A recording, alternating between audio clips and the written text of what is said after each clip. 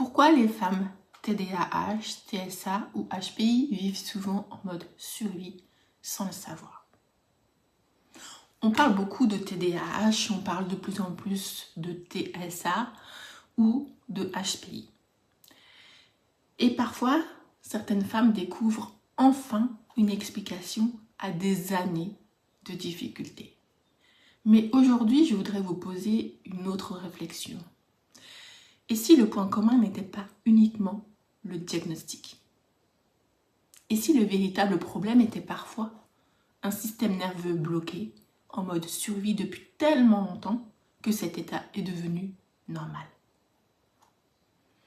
Parce que ce que j'observe souvent, ce sont des femmes qui tiennent, qui travaillent, qui gèrent leur famille. Elles organisent leur quotidien, elles prennent soin des autres, elles paraissent fortes et pourtant, elles sont super épuisées. Alors aujourd'hui, j'aimerais vous expliquer pourquoi certaines femmes passent parfois des années à vivre en mode survie sans même s'en rendre compte. Commençons par l'hypervigilance. L'hypervigilance, c'est lorsque le système nerveux agit comme si un danger était présent, même lorsqu'il ne l'est plus. Cela ne ressemble pas forcément à une crise d'angoisse. Bien souvent, cela ressemble à quelqu'un de très responsable, très organisé, très prévoyant, une personne qui pense à tout, qui anticipe tout, qui surveille tout, qui vérifie tout. Le problème, c'est que cette vigilance permanente consomme énormément d'énergie. Imaginez un détecteur de fumée devenu trop sensible.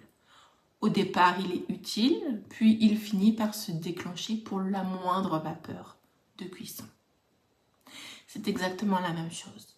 Le système nerveux fonctionne parfois de la même manière. Il reste prêt à réagir en permanence. Et cette mobilisation constante finit par épuiser les ressources.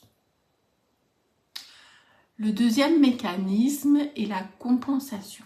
La compensation, c'est tout ce que vous mettez en place pour continuer à fonctionner malgré une difficulté. Par exemple, vous faites des listes, vous notez tout, vous utilisez des alarmes, vous vérifiez plusieurs fois les choses que vous faites. Vous surorganisez votre quotidien, vous préparez mentalement chaque situation, vous mettez en place une quantité incroyable de stratégies. Et souvent cela fonctionne, du moins pendant un temps. Le problème, c'est que personne ne voit l'effort nécessaire derrière, cette apparente facilité. Tout le monde pense, oui, elle gère très bien, elle sait gérer, mais personne ne pense en réalité qu'elle compense. La compensation est souvent récompensée socialement. On vous dit, oui, tu es forte, courageuse, c'est bien, tu assures. Mais personne ne voit le coût physiologique que cela représente. Le troisième mécanisme est le camouflage. Le camouflage consiste à masquer ses difficultés pour paraître adaptées. Certaines personnes deviennent extrêmement compétentes dans cet exercice-là. Elles observent, elles ajustent, elles analysent, elles apprennent les codes et font ce qu'il faut pour paraître parfaitement à l'aise. Mais ce que les autres voient n'est pas toujours représentatif de ce qui se passe à l'intérieur. Car maintenir cette image demande parfois énormément d'énergie. Le camouflage ne consiste pas à mentir.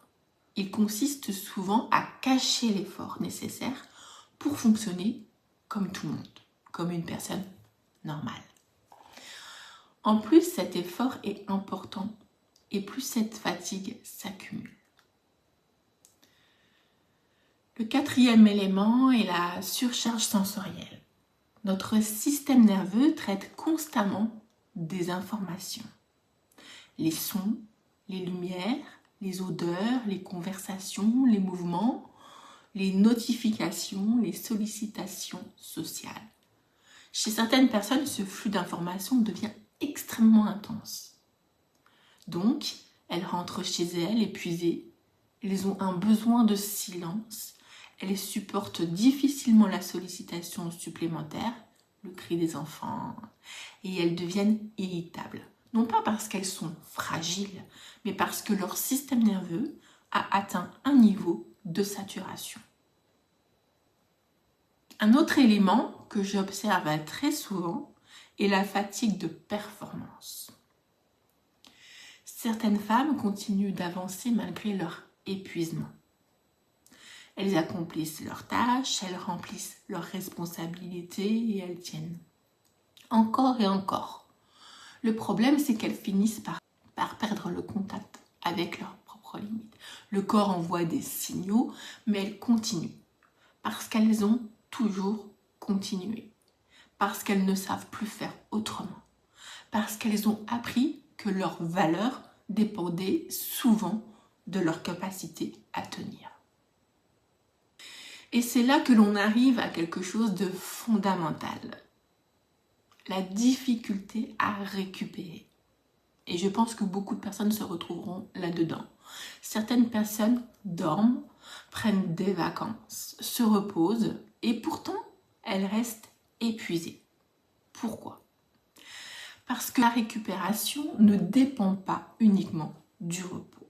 Elle dépend aussi de la capacité du système nerveux à quitter l'état d'alerte. Un système nerveux qui reste mobilisé en permanence continue à consommer de l'énergie, même lorsque le corps est immobile. C'est comme essayer de remplir une baignoire dont le bouchon reste ouvert. L'eau rentre, mais elle ressort, elle ne reste pas. Et c'est là que se trouve le point commun. L'hypervigilance, la compensation, le camouflage, la surcharge sensorielle, la fatigue de performance et la difficulté à récupérer. Toutes ces difficultés ont souvent un dénominateur commun, un système nerveux qui mobilise davantage d'énergie qu'il n'en récupère. Certaines personnes passent des années à fonctionner dans cet état.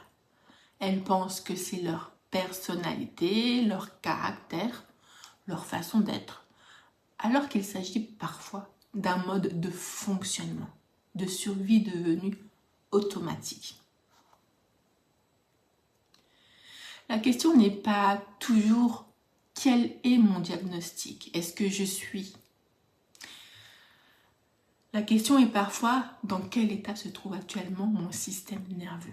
Car comprendre cet état permet souvent de donner un sens à des années de fatigue, de compensation, d'adaptation et d'épuisement. Et c'est souvent à partir de cette compréhension-là que le travail de régulation peut réellement commencer. Si vous vous reconnaissez dans plusieurs de ces mécanismes, cela ne signifie pas forcément que vous avez un TDAH, un TSA ou que vous êtes HPI. Mais cela peut être un signal intéressant pour explorer l'état de votre système nerveux. Si vous souhaitez faire le point, je propose un diagnostic Neuromind offert de 15 minutes. Le lien est disponible dans la description. À bientôt.